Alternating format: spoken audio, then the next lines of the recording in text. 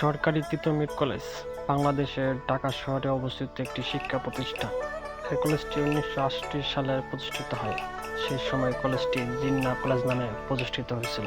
1971 সালে বাংলাদেশের স্বাধীনতা হওয়ার পর কলেজটির নাম পরিবর্তন করে তিতুমির কলেজ রাখা হয়।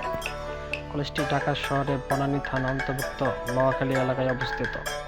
প্রতিষ্ঠার সময় কলেজটি ডিগ্রির পাশাপাশি উচ্চ মাধ্যমিক শ্রেণীতে ক্লাস নেওয়া হতো, তবে বর্তমানে ঢাকা বিশ্ববিদ্যালয়ের অধীনে বিভিন্ন বিষয় স্নাতক সম্মান এবং স্নাতকোত্তর শ্রেণীর শিক্ষা কার্যক্রম চালু রয়েছে।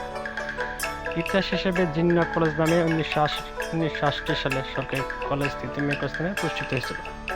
তৎকালীন পূর্ব পাকিস্তানের গভর্নর মুয়াজ্জম খান জগন্নাথ কলেজ ছাত্র আন্দোলনকে নির্মূল করার জন্য নোয়াখালীতে অবস্থিত টিআইপি খাদ্য গুদাম হিসেবে পরিচিত ভবনে জগন্নাথ কলেজে ডিগ্রি শাখা স্থানান্তর